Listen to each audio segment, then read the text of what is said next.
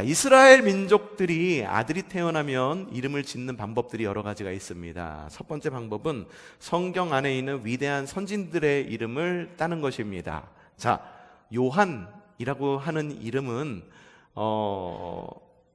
누구의, 구약 성경에 누구의 이름을 해서 따온 것 같습니까? 요한. 요나라고 하는 이름에서 따온 것이 요한이라고 하는 이름입니다. 베드로의 아버지의 이름이 요한이었습니다. 처음 듣는 것처럼 그렇게 저를 쳐다보시면 난처해집니다. 또 예수라고 하는 이름도 구약 성경에 나옵니다. 어떤 이름으로 나올까요? 여호수아라고 하는 이름으로 구약 성경에 기록이 되어 있습니다. 믿음의 선진들의 이름을 따기도 합니다. 우리도 그렇죠.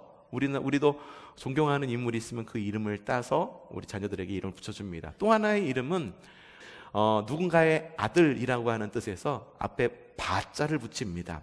대표적인 이름이 뭐가 있을까요? 바디메오라고 하는 것은 디메오의 아들이라고 하는 뜻입니다. 신약 성경에는 바예수라는 이름도 나옵니다. 바예수 누구 이름인지 아세요? 그 당시에 유명했던 마술사의 이름이 바예수라는 이름이 있습니다. 앞에도 말했죠. 또 베드로의 아버지 이름이 누구였다고요? 요나였잖아요. 그러면은 시몬 베드로를 이끌을 때 어떻게 이끌었냐면은 바요나 시모나라고 이야기하면서 베드로라고 하는 이름을 새로 붙이는 것을 볼 수가 있죠. 자, 바돌로메, 오늘 이름이 바로 바돌로메입니다. 그러면 이 바돌로메라고 하는 이름의 뜻은 뭔가요? 돌로메의 아들이라고 하는 뜻입니다. 바돌로메는 예수님의 제자지요? 맞습니다. 바돌로메는 예수님의 제자입니다. 여러분 많이 들어보셨잖아요, 그렇죠? 아니에요. 많이 들어보지 못했습니다. 성경이 바돌로메가 뭘 했는지에 대한 기록이 나오지도 않아요. 바돌로메라고 하는 이름이 언제 나오냐 하면 예수님의 12제자 이렇게 말할 때 그때에 다른 제자들한테 묶여서 나오는 정도입니다. 공간복음에서 12제자의 이름이 나열이 되는데 가나다 순으로 나열이 됩니다. 그렇죠? 아닙니다. 제자 이름이 우리나라 이름도 아니고 무슨 가나다 수순으로 이름이 돼 있겠습니까? 무작위순입니다. 그리고 가까운 이름을 붙여서 이야기를 합니다. 자, 대표적인 성경 마태복음 10장 3절 말씀 시작.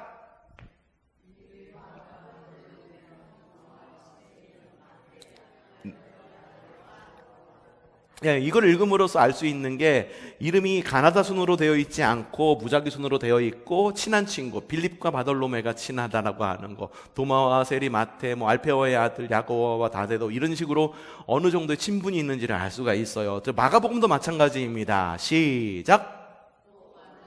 빌립과 바돌로메와 마테와 도마와 알페오의 아들 야고보와 및 다데오와 가나안인 시몬이며 또 뭐라고 말합니까? 누가복음엔 이렇게 이야기합니다. 곧 베드로라고 주신 이름의 시몬과 그 형제 베드로하고 안드레가 붙어있죠. 및 야고보와 요한과 빌립과 바돌로메다라고 이야기를 하고 있어요. 바돌로메라는 이름 세 군데 다 나오죠. 그렇죠? 근데 바돌로메가 어떤 일을 하고 했었는지에 대해서는 나와 있지는 않습니다. 근데 바돌로메와 누구와 이름이 붙어 있던가요? 다시 한번 볼게요. 자, 마태복음 10장 3절 말씀부터 다시 시작.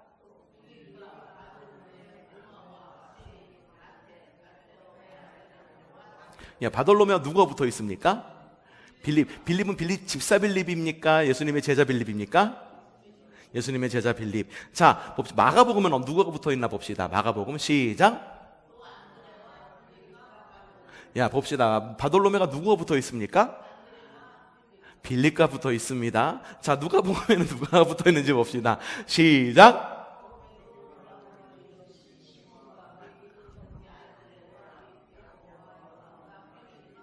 누구가 붙어 있습니까? 빌립과. 그럼 바돌로메와 누구가 붙어 있는 걸 알 수 있습니까? 빌립과 바돌로메가 친분이 있다 혹은 가까웠다라고 하는 것을 어느 정도, 언제나 그런 건 아니지만 유추를 해볼 수가 있습니다. 그런데요, 여러분 읽으신 걸 보면은 알겠지만 사복음서라고 말하는 것, 사복음서가 뭐죠? 마태, 마가, 누가, 요한복음. 그 중에서 마태, 마가, 누가복음을 뭐라고 그럽니까? 공관복음이라고 이야기합니다. 마태, 마가, 누가복음에 바돌로메라고 하는 이름이 나와 있는 걸 봤는데 요한복음에는 안 나와 있어요. 요한복음을 왜 안 봤을까? 바돌로메라고 하는 이름이 등장조차 하지 않습니다. 이상하지 않습니까? 왜 바돌로메라고 하는 제자가 사복음서면 사복음서 다 나와야 되는데 공관복음에만 나오고 요한복음엔 안 나올까? 이유는요, 사복음서 가운데 요한복음이 제일 마지막에 기록되었기 때문이에요. 그러면 왜 바돌로메라고 하는 이름이 나오지 않을까? 바돌로메는 실제적으로 돌아보니까 예수님의 제자가 아니었다라고 하는 것을 말하는 걸까? 아닙니다. 맨 마지막에 기록이 되어 있기 때문에 마태, 마가, 누가복음보다 맨 마지막에 기록이 되어 있고, 그리고 사본의 흐름도 요한복음만 좀 다릅니다. 이 무슨 말인가 궁금하신 분은요, 설교만 들어서는 알 수가 없습니다. 이걸 알려면 여러분 우리가 늘 하고 있는 소그룹 성경 공부나 아니면 모교 모임에 나오시면 이 이야기가 무슨 이야기인지 알아들을 수가 있습니다. 사본의 흐름이 달라요. 그러다 보니까 요한복음은 무엇에 중점을 두냐 하면은, 여러분 요한복음 읽어보면 어떤 말이 나옵니까? 하나님이 세상을 이처럼 사랑하사. 요한 1서, 2서, 3서를 보면은 계속 사랑이라는 말이 계속 나옵니다. 그러니까 선교적 관점에서 씁니다. 누구를 사랑해야 됩니다. 이웃을 사랑해야 됩니다. 하나님은 사랑이십니다. 선교적 관점에서 쓰인 것이 요한복음입니다. 또 사마리아에 대한 이야기가 굉장히 많이 나옵니다. 사마리아 여인 이야기 사복음서에 다 나오죠? 아닙니다. 요한복음에만 나옵니다. 자, 그래서 요한복음에서도 바돌로메가 사명인으로서의 이름으로 등장하는 것을 볼 수가 있는데, 여러분 오늘 읽은 말씀에 그 말씀이 나와 있는데, 자, 요한복음 21장 2절 말씀 좀 보도록 하죠. 시작. 쌍둥이라 불리는 도마와 갈릴리 가나 사람과 나다나엘과 세베대 아들들과 제자들 가운데 다른 두 사람이 한 자리에 있었다. 자, 갈릴리 가나 사람 누가 나옵니까? 나다나엘이라고 하는 사람이 나옵니다. 그래서 전통적으로 바돌로메는 나다나엘과 동일 인물일 것이다 라고 추측을 하고, 그게 사실로 개신교에서는 그렇게 받아들이기도 합니다. 자, 바돌로메라고 하는 뜻, 여러분 말씀드렸죠? 바라고 하는 게 무슨 뜻이라고 그랬죠? 아들이라는 뜻을 가지고, 돌로메는 아버지의 이름, 그렇기 때문에 바돌로메는 무슨 말인가요? 돌로메의 아들. 곧 바돌로메가 태어나면서 갖게 된 자연인으로서의 이름이 바돌로메입니다. 근데 이것이 요한복음으로 넘어오면서 어떻게 불리고 있습니까? 나다나엘이라고 하는 이름으로 불리는 것을 볼 수가 있죠. 돌로메의 아들이라고 하는 이름이 어떻게 바뀌냐면 나다나엘로 바뀌면서 나다나엘이 붙습니다. 뒤에 엘이 붙죠. 엘이 붙는다라고 하는 건 하나님이라는 뜻을 가지고 있어요. 이 말이 무슨 뜻이냐면은 하나님의 선물이라는 뜻을 갖게 됩니다. 어쩌면 성경에는 기록되어 있지 않지만 베드로가 첫 이름이 바요나, 요한의 아들 시몬이라고 하는 이름에서 주님께서 내가 너에게 교회를 허락하겠다. 네 위에 교회를 세우겠는데, 그래서 네 이름을 뭐라고? 반석이라고 말하는 페트라, 베드로라고 이름을 지어주고 바꿔준 것처럼, 어쩌면 이 나다나엘이라고 하는 이 사람 예수님의 제자로 들어간 이 돌로메라고 하는 사람도 주님께서 이름을 바꿔주신 것이 아닌가라고 우리는 신학적 상상력을 발휘해 볼 수가 있습니다. 자, 그럼 어떻게 제자가 되었을까요? 자, 요한복음 1장 읽어보죠. 시작.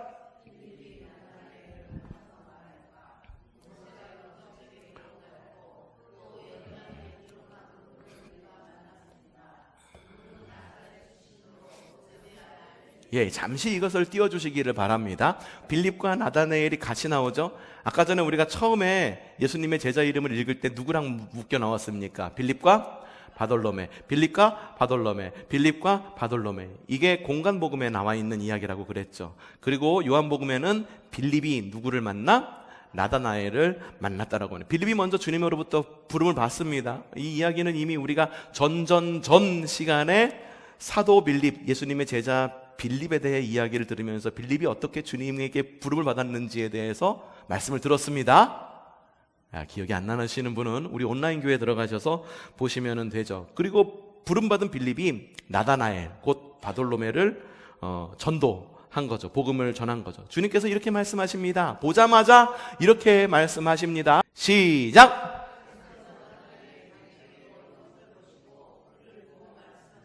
보아라, 저 사람이야말로 참 이스라엘 사람이다. 그에게는 거짓이 없다. 다른 제자들을 불렀을 때와는 사뭇 뭔가 다른 분위기를 풍기고 있는 것을 볼 수가 있습니다.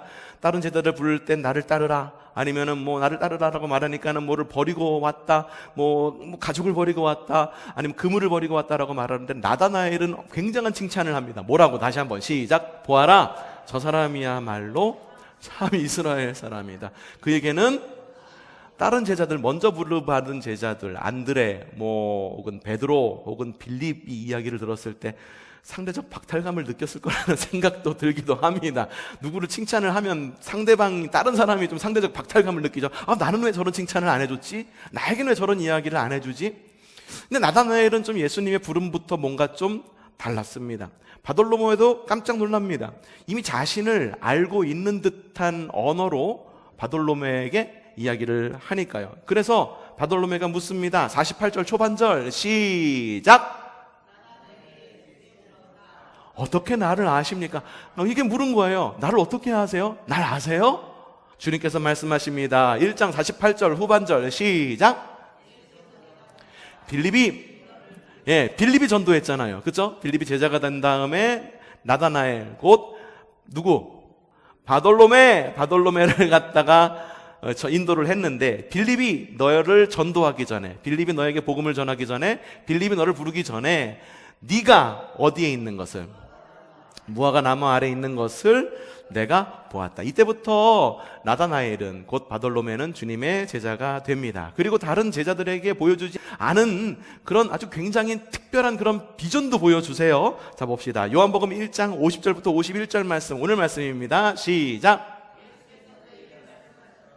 네가 무화과 나무 아래에 있을 때 내가 너를 보았다고 해서 믿느냐? 야, 네가 무화과 나무 아래에 있을 때 내가 너를 본 것을 기억해줬기 때문에 나를 믿는 거야? 아니면 다른 말을 쓸 수도 있죠. 네가 무화과 나무에 그 많은 사람들 가운데에 너를 기억해줬기 때문에 나를 믿은 거야? 이건 신적인 능력 때문에 너를 갖다가 뭔가 특별히 알아봤기 때문에 네가 나를 믿은 거야?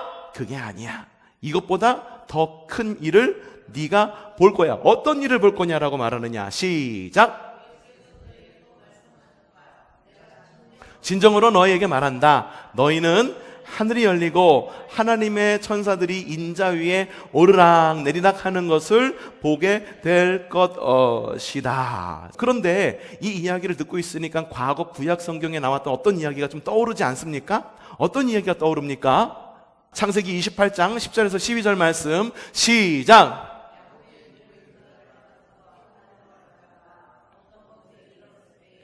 해가 저물었으므로 거기에서 하룻밤을 지내게 되었다. 그는 돌 하나를 주어서 베개로 삼고 거기에 누워서 자다가 꿈을 꾸었다. 어떤 꿈?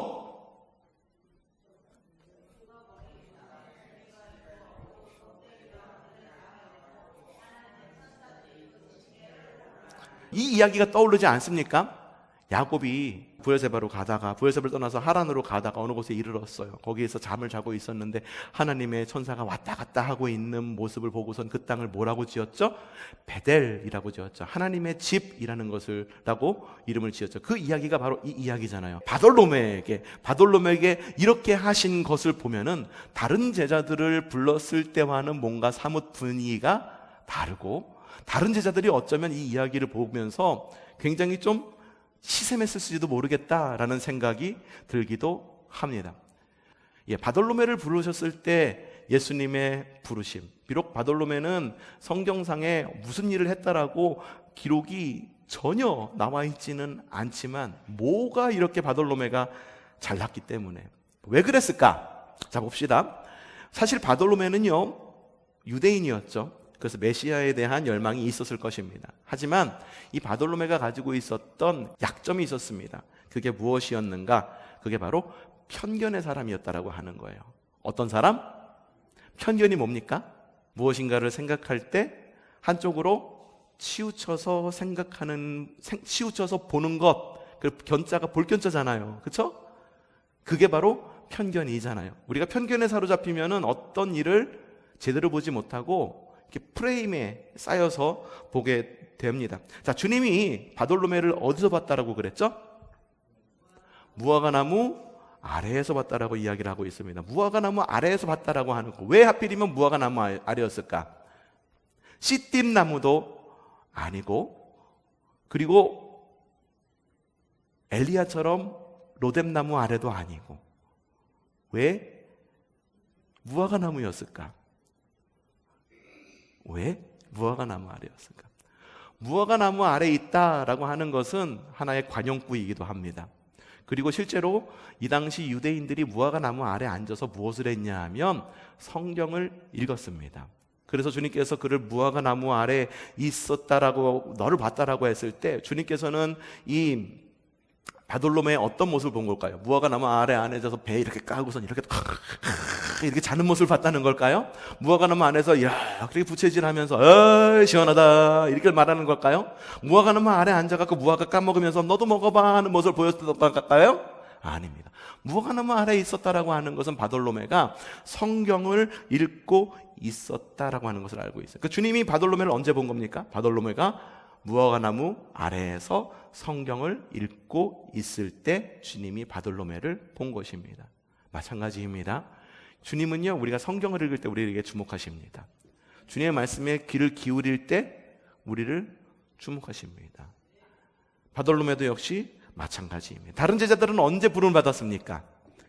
생계에 찌들어 있을 때, 세관에서 돈 세고 있었을 때, 또 어떤 사람은 그물을 던져 고기를 잡고 있었을 때, 이랬을 때 부름을 받았어요. 근데 나다나엘의 부름 받았을 때는 좀 뭔가 달랐습니다.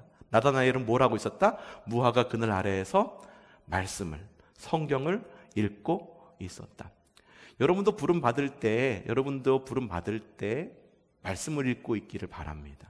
주님께서 언제 오실지 모르잖아요. 그렇죠? 성경 읽다가 주님의 말씀을 묵상하다 주님의 부르심을 받기를 바랍니다. 그만한 복이 어디 있습니까? 괜히 남들하고 싸우다가 뒷목 잡고 넘어져서 주님 만나면은 이게 참 복이 안 좋잖아요. 그냥 자다가 편하게 주님 만나고 싶어요. 이것도 복된 만남이지만, 주님과의 복된 만남이지만, 이왕이면 나다나엘처럼 말씀을 읽다 주님 만나시기를 바랍니다. 네, 그럼에도 불구하고 나다나엘은 뭐라고 이야기했느냐? 성경을 읽고 있는 사람이었어요. 지금으로 말한다면 우리의 그리스도인이에요. 예수님을 믿어요. 구원의 확신도 있어. 메시아가 나를 구원하고 오실 거라는 것도 알고 있어. 그럼에도 불구하고 나다나엘, 곧 바돌로메는 뭐라고 이야기하느냐? 요한복음 1장 46절 초반절 시작! 나다나엘이 누구에게? 빌립에게 말하였다. 뭐라고 말했습니까? 나사렛에서 무슨 선한 것이 나올 수 있겠어. 어떤 편견을 가지고 있습니까? 나사렛이라고 하는 동네에 대한 편견. 나다나엘은, 바돌로메는 어느 지역에 대한 편견? 나사렛이라고 하는 지역에 대한 편견. 나사렛에 대한 지역의 편견뿐만 아니라 메시아에 대한 편견도 가지고 있었던 겁니다. 메시아가 거기서 나왔다고? 메시아라면 적어도 어디에서 나와야 된다는 겁니까? 적어도 세종시에서는 나와야지.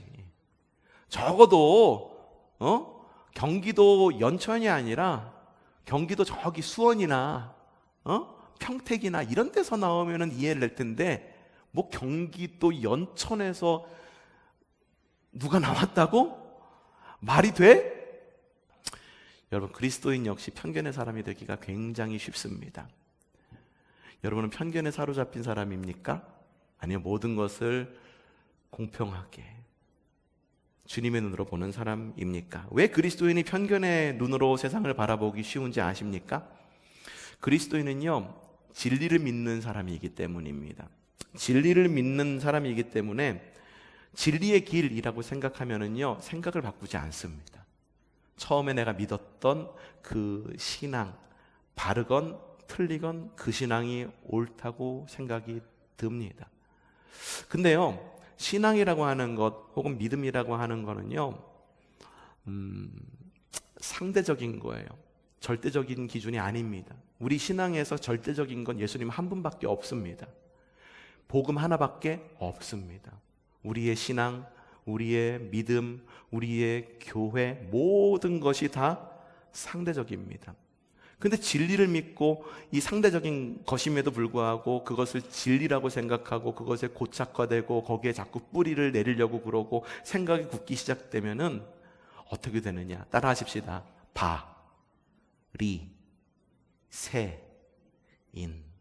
바리새인처럼 되는 거예요. 예수님이 오셔서 바리새인을 갖다가 막 책망하십니다. 왜 그랬을까요? 복음은 다 잃어버렸어. 그냥 그 자리에 지키기만 급급했고, 그리고 예수님의 복음, 하나님께서 주신 그 복음이라고 하는 것을 자기 멋대로 해석하고, 그래서 바리새인이 가지고 있는 특징이 그겁니다. 폐쇄적이고 배타적입니다. 거기에다가 굉장히 고집스럽습니다. 자기의 생각을 바꾸지 않습니다. 여러분은 어떤 사람입니까? 여러분은 어떤 그리스도인입니까? 우리는 많은 편견에 빠져 있습니다. 이렇게 해야만 된다라고 하는 고집스러운 그런 모습도 가지고 있습니다. 바돌로메도 마찬가지였었습니다. 나사렛에서 뭔가 선한 것이 날 수 있겠느냐? 그 촌동네에서 유명한 사람이 나왔다고? 말이 돼? 개천에서 용난다는 것도 옛말이지. 그게 지금에서 해야 할 말이야? 우리가 가지고 있는 각종 편견들. 하지만 주님께서는요, 바돌로메를 보면서 이렇게 말씀하십니다. 요한복음 1장 47절 후반절 말씀 시작! 뭐라고 말합니까?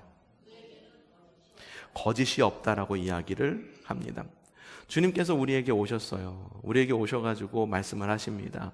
야, 네가 가지고 있는 그거 편견일지 몰라. 네가 가지고 있는 거 바꿔야 되는 걸지도 몰라 라고 말씀하실 때 우리는 어떻게 대답할까? 아니에요. 우리는 여태까지 이렇게 해왔기 때문에 이렇게 해야 돼요 라고 말하면 주님께서 아니야, 너 정말 바리새인 같은 놈, 너 그러면 안 돼 라고 그렇게 막 우리를 정죄하시고 막 그러실까? 주님께서는 그것마저도 좋게 보시는 거예요. 야, 그동안 너 열심히 신앙생활 해왔구나. 비록 고치기 힘든 생각의 요소들도 가지고 있지만, 야, 그거 다 네 신앙이 어떻기 때문에?